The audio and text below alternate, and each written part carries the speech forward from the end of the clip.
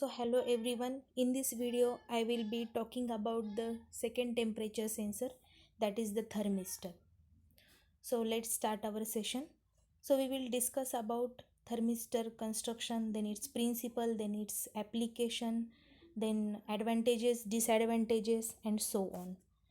So what exactly it is? So thermistor, which is the temperature sensor, and it is the type of resistor. So this thermistor, this word contraction term of thermal and resistor. So this thermal word which is related to heat and temperature, and then resistor which is the property of material to resist the flow of current. So it is passive device because it requires external power supply for their operation. Then its principle depends upon the resistance value changes with temperature. So this is constructed using the semiconductor materials, and thermistor are very sensitive device because for 1 degree change in temperature there is 5% of change in the resistance. That's why this is a very sensitive device. And temperature range of thermistor over which it works, that is minus 55 degree centigrade to 150 degree plus 150 degree centigrade. So for this change in temperature, the change in resistance value is minus zero point 0.5 ohm to 0.75 mega ohm. So now these are the symbols. So both symbols are used for thermistor. The symbol on left side, which is the rectangular with the diagonal line, which is used widely used, and the symbol on right side which is used in US or Japan. So the basic operation means how this change in resistance changes with temperature. So if resistance and temperature relation is linear, then um, assuming first order approximation, so this change in resistance value is calculated for this from this equation, that is delta r is equal to k into delta t. So this delta r, which is the change in resistance, delta t it is the change in temperature, and k is the first order temperature coefficient of resistance. So depending upon this k, so this thermistor has two types, that is the positive temperature coefficient and negative temperature coefficient. Means if k is a positive, then this type is positive temperature coefficient, and if this k is negative, then this type is negative temperature coefficient. So this is a Steinhart equation. So we have seen this operation, that is first order approximation. This is used for small range of temperature. If temperature range is increases, then Steinhart equation is used. So this is 1 by T is equal to A plus B ln of R plus C into ln of R bracket cube. So it is third order approximation, means as temperature increases then its power also increases. So from this formula, where A, B, C, these are the Steinhart parameter, T is the absolute temperature, so we can consider as 273, and R is the resistance value. So this is for complex complex temperature measurement. Now these types, so why these types are divided? So as we know that the conductor, when the temperature of conductor is increases, then flow of electron is also increases, and as flow of electron increases, then current flowing through this material is also increases. As current increases, then resistance value can be increases. So there is one more possibility, that when current increases, then resistance can be decreases. So the material in which, as current increases, then resistance increases, means as temperature increases resistance increases, then this material is called as a positive temperature coefficient. And the material in which, as temperature increases resistance decreases, then this material is called as a negative temperature coefficient. So mostly the metals are having positive temperature coefficient, and semiconductor materials having negative temperature coefficient. So these metals are used for construction of RTD, and semiconductor materials are used for construction of thermistor. So this positive temperature coefficient used to protect against overcurrent condition like the fuse, and in negative temperature coefficient this used in a series with circuit as a inrush current limiter. So now this construction. So as I told you, the materials which have negative temperature coefficient, that is semiconductor materials, are used for construction of thermistor. So in this semiconductor, manganese, nickel, cobalt, copper, iron and uranium, these are the example of semiconductor material. So depending upon this, these are divided into two types, means they are classified into two types by the method by which these electrodes are connected to ceramic body. So there are two types, that is bead type thermistor and metallized surface contact. So first is bead type thermistor. So this type of thermistors are constructed using the platinum alloy. Then here the lead wires are directly connected to ceramic body, and it has high stability, reliability, fast response time and operates at high temperature. But these are very small in size, means its diameter range is from 0.015 mm to 1.25 mm. So this has also different types depending upon their shape and sizes, that is bare beads, glass coated beads, then miniature glass beads, glass probes, glass rod, like this.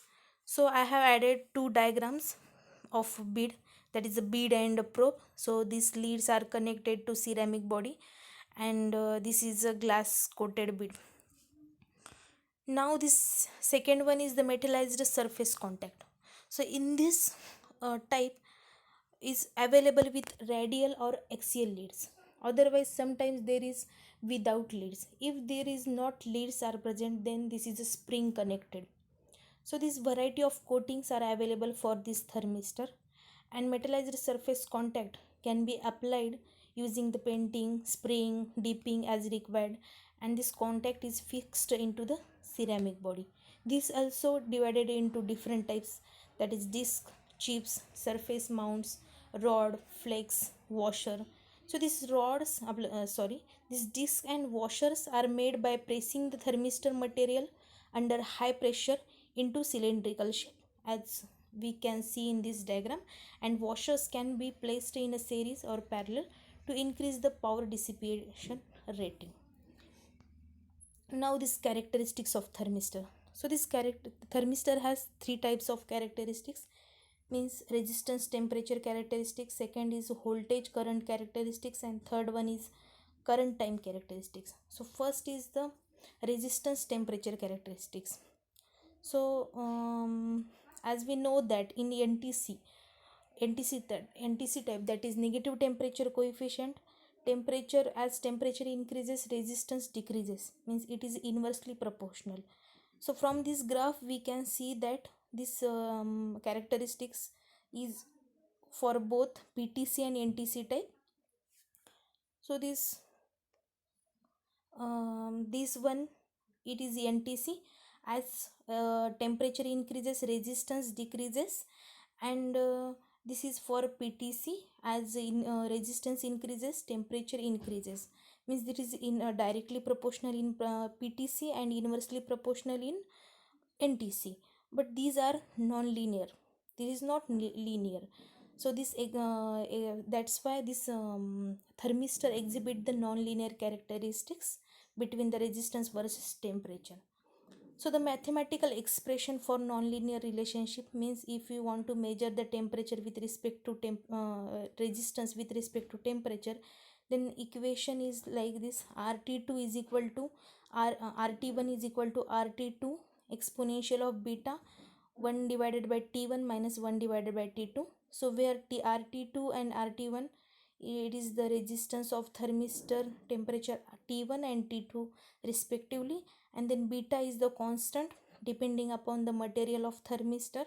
So this beta value varies from 3500 to 4500. So now second characteristics is voltage current characteristics. So this is a graph. We can see that voltage and current relationship. So as current increases, then voltage also increases, like this. But after that, that is after some point, that is that ambient temperature, this voltage going to drop as current increases. So why this is happened? Because after some peak time this is going to decrease because of this self heating. Means when heat generation amount of heat generation is large, then current flow also increases. As but as when heat generation is small, then heat release from surface is also less, and lead wire resistance is large because of this temperature resistance relationship, because as temperature increases resistance value decreases. But after some time, if this heat generation is large, then temperature also rises, and that time resistance value lowers. So as we know that from this Ohm's law, the resistance and voltage relationship is directly proportional. So I is equal to V by R. So from this relationship we can say that as heat generation is large, then resistance value lowers, and that time voltage also lowers. That's why after some time, that is after peak time, voltage drop going to decrease when current is increases, like this. So now this third one is the current time characteristics. So from this graph we can see that as time increases, some current is also increases for some time. After that this is shows like a steady state value, because as I told you, there is a heating effect in this thermistor. So during heating effect, time requires for heat the thermistor, and that's why this current built up to maximum to steady state value. Now the testing. So this is a rough idea how to test thermistor and how to read the thermistor output or reading in a practical. So there are steps how to check this thermistor output. So this analog, take the analog multimeter that has to be kept in resistance mode, and these multimeter terminals are connected to this thermistor leads. So there is not need to concentrate on this polarity. So heat the thermistor by moving the heated soldering on this tip, so we can observe the multimeter reading increases or decreases. So as temperature increases of this thermistor, and this resistance value from this multimeter increases, then this we can say that this is a PTC type of thermistor. And if this temperature increases of thermistor but resistance value on this multimeter decreases, then this is a negative temperature coefficient of thermistor. So we can observe, we can test is this thermistor is PTC type or NTC type. So if this thermistor is faulty, then we can observe these three things, that is the change in reading will never be smooth. Then for short thermistor, this meter reading will be always show the zero reading, and then for open thermistor meter reading will be always infinity. Now these advantages. So this is a very sensitive device, and it is very small in size, easy to use, and that's why this is a cost, their cost is low.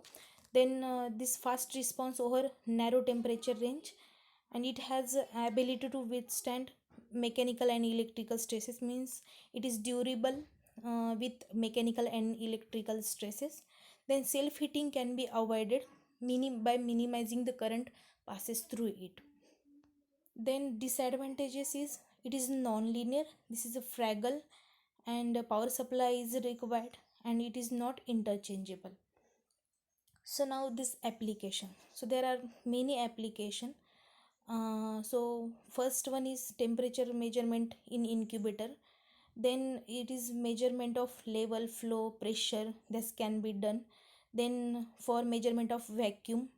Then thermistor are commonly used in modern digital thermostat and to monitor the temperature of battery packs while charging.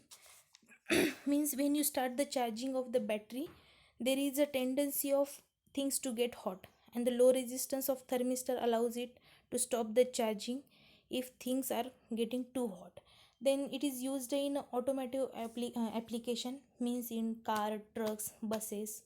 So in this automotive system application, this thermistor are used to determine the temperature of oil and coolant. Means this is how you are able to know if your car is overheating or not. Means this thermistor are connected to indicator on dashboard of this vehicle. So this gather all information and allows the driver to fix their car or truck, so before something serious happens, like this. Then this is used in food handling and processing industry, especially for food storage system and food preparation.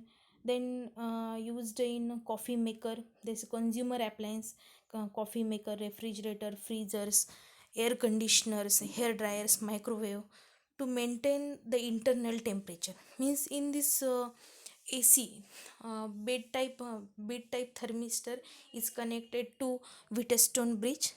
And as we set the set point of this AC, the air conditioning, then this is as per their as per their set point, this can be on and off, like this.